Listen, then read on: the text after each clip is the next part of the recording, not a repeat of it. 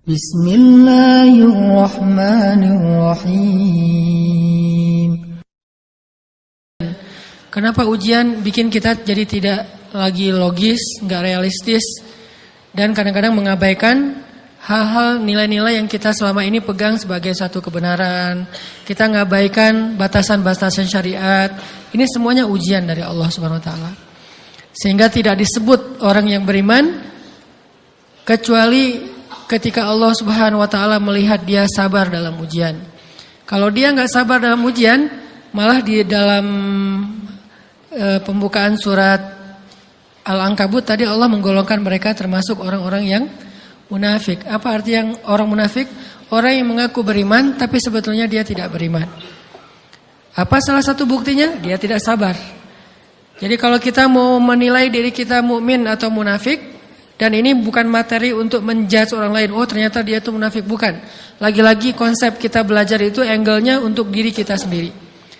Saya sangat tidak merekomendasikan kita belajar untuk mendapatkan kaca pembesar, mencari-cari kesalahan saudara kita. Tapi kita belajar untuk semakin bisa bercermin untuk menemukan aib dan kekurangan diri kita. Jadi semakin kita tahu ilmu agama, semakin kita tahu ayat dan hadis, semakin kita punya cerminan untuk menilai diri kita dan memperbaiki diri kita. Bukan nyari kaca pembesar untuk memperjelas aib-aib dan kesalahan orang lain. Kalau kita pengen menilai diri kita ini orang yang mukmin atau munafik, caranya lihat aja kita sabar nggak nih, terutama dalam masalah emosional. Dalam masalah ego, dalam masalah marah, dalam masalah hawa nafsu, dalam masalah perasaan cinta, dalam masalah benci, segala macam. Masih bisa nggak kita adil bahkan kepada orang yang kita benci? Adil kepada orang yang kita benci, adil kepada musuh sekalipun. Bahwa jangan sampai kita gara-gara nggak suka kepada seseorang, kita berlaku zalim kepada dia. Jangan. Ini berarti kita harus ngelawan ego kita sendiri.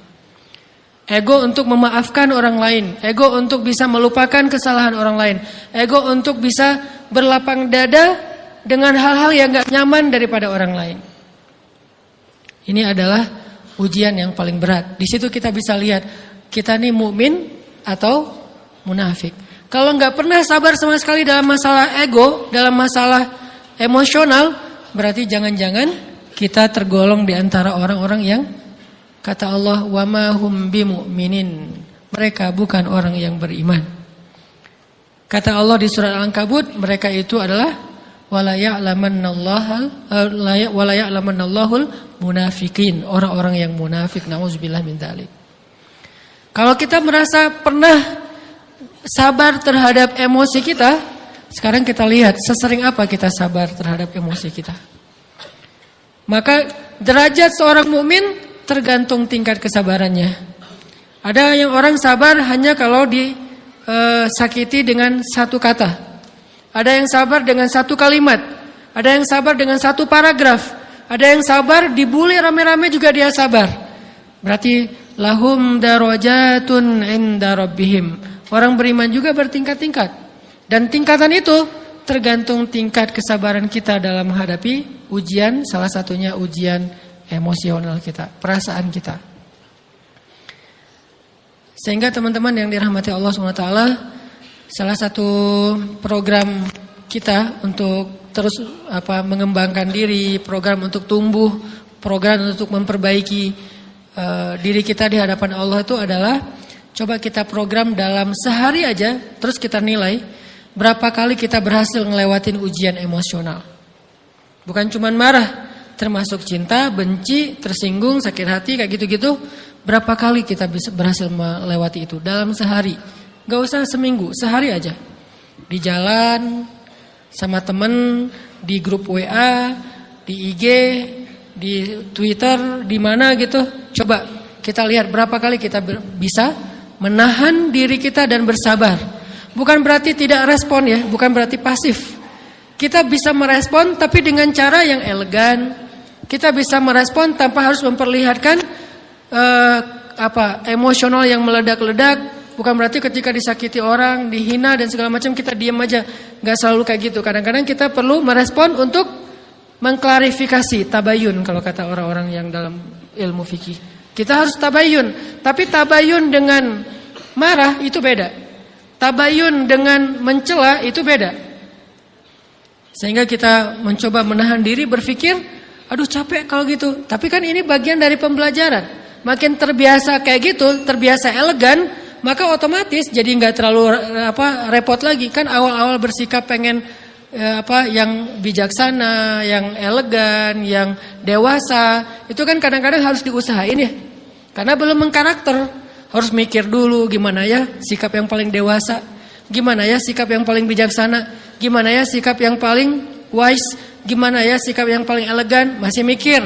Tapi setelah berkali-kali kita latihan, lama-lama itu menjadi spontanitas kita. Dan kalau udah bisa kayak gitu, insya Allah kita sudah mulai meniru nih akhlak Nabi Muhammad Sallallahu Alaihi Wasallam. Ini ujian perasaan banget. Kalau tadi saya ngasih contoh diselingkuhin itu sebetulnya cuman bercanda ya. Karena diselingkuhin ini pastinya bukan ujian, tapi musibah.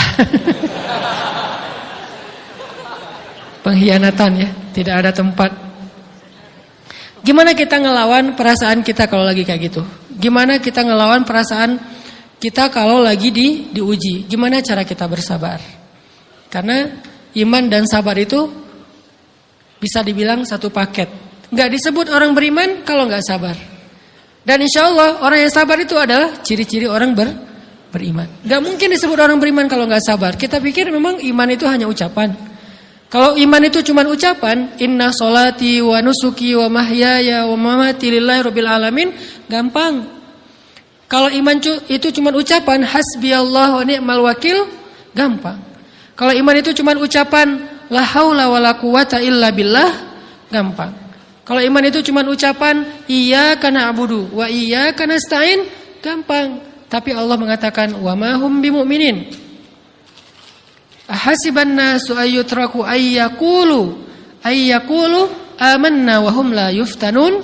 Emangnya cukup dengan hanya mengatakan kami telah beriman lalu tidak diuji? Ternyata iman adalah sabar dalam ujian. Jadi nggak mungkin orang disebut beriman sementara dia tidak sabar, sementara dia emosional, sementara dia temperamen, sementara dia orangnya meledak-ledak, sementara dia orangnya mengeluh, sementara dia orangnya berputus asa. Nggak mungkin. Karena ulama mengatakan la tayasu, jangan berputus asa. Fa innal ya's laisa min akhlaqil muslim atau mu'min. Karena sesungguhnya keputusasaan bukan di antara akhlak orang yang beriman. Orang yang beriman itu tidak pernah berputus asa. Serumit apapun masalah kita, kalau kita punya yakin sama Allah bahwa Allah ala kulli syai'in qadir, maka kita pasti akan punya harapan. Kalau kita yakin bahwa Allahu Akbar, sebesar apapun masalah kita, Allah lebih besar daripada masalah kita, kan? Bukankah kita mendengar Allahu Akbar, Allahu Akbar? Ada gitu yang lebih besar daripada Allah? Harusnya kita tidak pernah berdoa kepada Allah sambil mengatakan, ya Allah, saya punya masalah besar. Itu sama aja dengan kita ngeledekin Allah. Sama aja kayak kita datang ke teman kita bilang gini, saya mau pinjam duit. Enggak akan banyak kok, saya tahu kamu kalau kebanyakan kamu enggak akan sanggup. Kan enggak mungkin kita ngomong gitu kan ya. Saya lagi banyak hutang nih. Saya mau minta tolong sama kamu. Insya Allah saya enggak akan minta seutuhnya. Saya tahu kamu juga kurang duitnya. Saya minta dikit-dikit aja lah. Kan enggak gitu kan cara kita minta tolong. Sama aja kita doa, ya Allah, saya punya masalah besar. Ngomong ke Allah punya masalah besar. Kalau kita ngomong ke manusia kayak gitu wajar. Tapi ke Allah, ya Allah, saya punya masalah kecil nih. Apa? Ada hutang sedikit, berapa? 100 M. Allah kan ghaniyun, maha kaya. Jadi jangan pernah mengatakan 100 M itu besar di hadapan Allah. Kita ngeremehin Allah banget. Bukankah Allah maha kaya? Jangan pernah mengatakan bahwa musibah kita, ditinggalkan orang yang kita cintai, dibully seluruh dunia, itu besar di hadapan Allah. Bukankah Allah cukup buat kamu, kata kamu? Inna sholati wa nusuki wa mahyaya hasbiyallahu ni'mal wakil. Jadi Allahu Akbar. Sehingga kalau kita berdoa, ya Allah, saya punya sedikit masalah. Bukankah Umar pernah mengatakan, ya nafsi, idza dhaqat alaikid dunya, fala taquli ya rabbi indi hammun kabir, faquli Ya hammun indi rabbun kabir. Wahai jiwaku, kalau kamu merasakan kesempitan, kegalauan, bingung, sakit, jangan pernah kamu mengatakan, ya Rabbi, saya punya masalah besar. Tapi katakanlah, wahai masalah, saya punya Rabb yang maha besar. Iman dan harapan, berharap, itu nggak bisa dipisahkan. Iman dan sabar itu nggak bisa dipisahkan. Iman dan berserah diri atau menyerahkan urusannya, tawakul atau kita nyebutnya tawakal, nggak bisa dipisahkan. Bagaimana kita mau menyebut diri kita mukmin sementara kita nggak sabar ketika diuji dengan perasaan? Alhamdulillah kalau kita selama ini masih bersabar dengan ujian fisik. Ujian fisik yang setiap hari kita alamin apa? Lelah, capek, pulang kerja, pulang sekolah, pulang dari kampus, ngaji. Capek kan? Belum lagi macet-macetan, belum mandi pula. Dari tadi pagi, dari semalam kurang tidur dan segala macam. Lelah, capek, ngantuk. Kadang-kadang sampai drop kesehatan kita. Kita bisa lalui itu. Enggak apa-apa, capek-capek juga. Yang penting saya pengen belajar. Jalan nih jauh-jauh. Ada yang dari Sumedang, ada yang dari Lembang, ada yang dari Banjaran. Dari mana-mana datang pengen ngaji. Jarak jauh enggak apa-apa. Macet enggak apa-apa. Lelah enggak apa-apa. Habis duit nggak masalah. Tapi sampai di sini kesenggol dikit aja sama teman kita dalam ucapan mungkin, dalam ekspresi kadang-kadang kita senyumin nggak dibalas senyum, atau mungkin hal-hal sepele itu bikin seolah-olah amal kita yang udah habis-habisan tadi jadi berkurang sampai habis pahalanya. Ujian perasaan. Kadang-kadang datang ke sini nggak ada rasa tidak nyaman sedikit mungkin dengan teman kita atau dengan orang yang di sebelah kita, akhirnya kita merasa tersinggung, akhirnya kayak jadi berlebih-lebihan di tangga, di pintu, pas keluar, di tempat wudhu, di mana, hal sepele sebetulnya, tapi mengganggunya bukan fisik kita, yang terganggu bukan harta kita, tapi yang terganggu perasaan kita nih, rasa nyaman kita yang terganggu, seolah-olah hilang semuanya. Jadi nggak berarti. Ini namanya ujian teman-teman. Mudah-mudahan kita bisa istiqomah dalam masalah perasaan ini. Pertanyaan sederhananya adalah gimana sih cara kita menghadapi itu? Saya juga lagi belajar. Ini bukan kata saya ya, tapi saya coba merangkum dari beberapa hadis, dari beberapa ayat. Mudah-mudahan ini jadi semacam tips dari Allah, dari Rasul, cara kita supaya lebih sabar dalam menghadapi ujian, khususnya ujian perasaan. Pertama, saya mengambil dari hadis riwayat yang diriwayatkan dari Abu Hurairah, hadis hasan. Nabi SAW mengatakan, "Ma yazalul bala'u bil mu'mini wal mu'minati fi nafsihi wa waladihi wa malihi hatta yalqallaha ta'ala wa ma 'alaihi khati'ah." Tidaklah seseorang selesai diuji, baik dia laki-laki, orang yang beriman, atau perempuan yang beriman, baik itu ujiannya terjadi pada dirinya, atau melalui anaknya, atau melalui hartanya, artinya ujian harta, ujian fisik, ujian perasaan, sampai dia bertemu dengan Allah, dan dia tidak punya dosa. Apa maksud dari hadis ini? Ujian itu tidak akan berakhir, kecuali kalau dosa kita sudah habis. Allah akan menguji kita terus untuk membersihkan diri kita dari dosa. Sehingga yang harus kita coba bangun awareness dalam diri kita kalau lagi diuji, Allah pengen membersihkan dosa saya nih.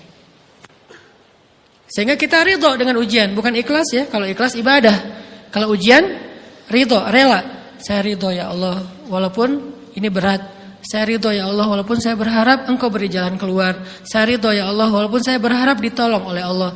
Tapi tetap ridho diberikan ujian itu, sambil berdoa diberikan jalan keluar, ditolong, diberikan keajaiban. Cuman gak mau mengeluh. Dan berdoa meminta jalan keluar bukan mengeluh, itu ibadah. Berdoa itu ibadah dalam Islam. Sehingga Allah suka banget sama hamba yang berdoa. Allah suka dengan hamba yang curhat. Nabi itu kalau lagi curhat, doanya aja bisa berjam-jam cuma doa doang tuh. Kayak hadis Aisyah pas lagi cemburu malam-malam kan, Aisyah lagi tidur, ini jatah malamnya Aisyah. Tiba-tiba dia nyari-nyari raba-raba, Nabi nggak ada, dicari di kamar mandi nggak ada. Biasanya Nabi sholat di sebelah Aisyah. Wah, curiga nih, jangan-jangan ke rumah si fulan. Dicari ke rumahnya, ditelepon gak aktif, mungkin lagi dicas, datang ke rumahnya. Ketuk pintu. Hafsah, Nabi di rumah kamu enggak? Enggak, Aisyah, beneran. Cari ke rumah Sofia. Sofia, Nabi di sini enggak? Enggak, beneran. Cari ke rumah Maria. Maria di sini enggak Nabi? Enggak. Kemana ya Nabi? Rumah istri-istri yang lain enggak ada. Pas balik ke rumahnya, ngelewat masjid, ngelihat Nabi lagi sujud di Masjid Nabawi, di mihrab. Dan Aisyah mendengar Nabi menangis sambil berdoa. Dan sujudnya itu seperti membaca 1 juz Al-Quran. Dan itu isinya doa nangis. Robbi. Jadi kalau kita katakan gak usah banyak berdoa sama Allah, malu. Justru Allah suka kepada hamba yang berdoa. Justru sebaliknya, kalau kita jarang berdoa atau enggan berdoa, buat Allah itu orang sombong. Allah gak suka hamba kayak gitu. Kamu gak butuh saya, sama kayak kita lagi ada masalah, punya teman yang punya kelebihan harta, terus kita kayak bingung gitu nyari kesana kemari pinjaman, dia gak dikasih tahu. Pas dia tahu dari orang lain, dia ngomong apa? Kamu gak nganggap saya ya? Emangnya saya bukan teman kamu? Kok kamu punya masalah keuangan tapi saya gak dikasih tahu, malah saya tahunya dari orang lain? Tersinggung kan? Kalau teman kita aja tersinggung, apalagi Allah. Kamu punya masalah kok gak ngomong ke saya, wahai hambaku? Bukan berarti Allah gak tahu. Allah tahu, cuman Allah berhak, bukan ingin ya, berhak untuk dilibatkan. Allah berhak untuk dicurhatin. Allah berhak untuk dijadikan tempat kita untuk habis-habisan menangis dan melampiaskan masalah kita kepada Allah dalam bentuk curhat-curhat dan doa. Sehingga kalau kita berdoa, ya Rabbi, Allah langsung inni qarib, mendekat Allah kepada kita. Jadi teman-teman yang dirahmati Allah, kalau kita punya masalah, kita coba bangun awareness, oh Allah pengen membersihkan dosa-dosa saya nih. Terus kita berdoa, ya Allah bantu saya, ya Allah tolonglah saya, istighfar. Saya kadang-kadang ngerasa nih, kalau ada dosa, ada kesalahan, ada kekeliruan yang saya lakukan, misalnya gitu, kalau saya nggak kuat istighfarnya, bentar lagi akan diuji sama Allah. Ujinya macam-macam, alhamdulillahnya ujiannya masih ketahan. Pasti diuji sama Allah. Kalau istighfarnya nggak kuat, taubatnya tuh nggak kuat, langsung diuji sama Allah. Dan saya langsung sadar, oh benar berarti yang tadi ini lagi dihapus sama Allah nih. Perkencang lagi, perkuat lagi istighfar. Kenapa? Karena kalau istighfar kita kuat, berarti kan dosa kita dihapus dengan istighfar ya. Otomatis ujian kita durasinya berkurang. Makin kuat istighfar, makin berkurang. Kalau istighfarnya udah mantap, udah selesai, Allah cabut tuh ujian kita. Diganti dengan kebaikan. Jadi teman-teman, kita coba sadari, oh kalau Allah menguji saya, emang saya banyak dosa. Sebelum kita mencari kambing hitam, nyalah-nyalahin orang lain, sebelum kita marah kepada orang lain, kadang wajar kita marah kepada orang lain gara-gara ucapannya, komennya, teks dari dia, wajar. Tapi sebelum itu, marah dulu kepada diri kita atas dosa dan kesalahan kita yang baru saja kita lakukan. Atau yang dulu kita lakuin dan belum benar-benar kita tinggalkan. Kalau kita ngerasa banyak dosa di masa lalu sebelum kita taubat, hijrah, berarti mungkin itulah alasan kenapa sekarang kita diuji setelah hijrah. Kenapa agak-agak harus jungkir balik setelah kita hijrah. Kenapa harus sedikit berdarah-darah setelah kita hijrah. Anggap aja itu untuk mengkifarat, membersihkan dosa-dosa kita yang telah lalu. Supaya apa? Supaya kalau kita pulang kepada Allah, kita pulang dalam keadaan bersih. Dan itu pasti akan menjadi orang yang paling beruntung. Daripada nanti diberesin di akhirat, mending diberesin di dunia kan? Soalnya kalau diberesin di akhirat, itu lebih berat. Akhirat itu perlakuannya beda dengan di dunia. Di dunia kalau kita salah, akan dibalas oleh Allah. Kalau kita belum taubat, dibalas oleh Allah sama. Tapi di akhirat, ukurannya beda. Sehingga heran ya, kalau ada orang yang merasa beruntung lolos dari hukuman dunia, dia pikir dia udah lolos dari hukuman Allah. Mending dia beresin deh di dunia daripada nanti di akhir berlarut-larut. Itu bahaya banget. Kalau buat saya pribadi dan saya yakin teman-teman juga kayak gitu, gak mau ada masalah di akhirat, mending masalah di dunia aja. Tapi masalah di dunia juga kita gak mau berlarut-larut, pengen cepat dimudahin sama Allah. Caranya istighfar. Tidaklah Allah memberikan kepada kita ujian kecuali salah satu alasannya pengen menghapuskan dosa. Idza kathurat dzunubul 'abdi walam yakun lahu min amalin liyukaffiraha fabtalahu Allahu bil hazan liyukaffiraha. Kalau seorang hamba banyak dosa dan dia nggak cukup amal untuk mengkifarat dosa-dosanya, Allah akan menguji dia dengan rasa sedih, dengan rasa kecewa, dengan rasa berat, sakit hati untuk mengkifarat dosa-dosanya. Itu yang kita bangun. Sehingga kalau ada masalah sama orang lain, kita memperbaiki diri dulu. Bukan sibuk dengan kesalahan dia terus-menerus yang nggak mau kita maafin. Misalnya ada teman kita nih, jadi clash sama kita. Hal pertama yang kita bangun, astagfirullahaladzim, saya banyak dosa nih. Tapi kan yang salah dia, ya. Tapi mungkin dia nggak akan mengatakan kalimat itu, nggak akan bersikap kayak gitu kalau kita nggak punya dosa. Allah sengaja mengutus dia untuk menguji kita lewat kata-katanya, lewat perilakunya, karena kita punya dosa. Jadi penyebab pertama diuji itu bukan teman kita yang salah, itu penyebab kedua. Memang dia salah dan itu harus kita akui, realistis lah. Dia salah, dia nggak pas, dia nggak bijak, dia apa? Oke. Tapi yang mentakdirkan dia salah kepada kita, Allah Subhanahu Wa Taala. Kenapa Allah takdirkan gitu? Karena kita masih punya banyak dosa. Allah kirim kita ujian, bisa manusia, bisa alam, bisa dalam diri kita sendiri. Itu semuanya adalah cara Allah untuk menguji kita dan membersihkan dosa-dosa kita.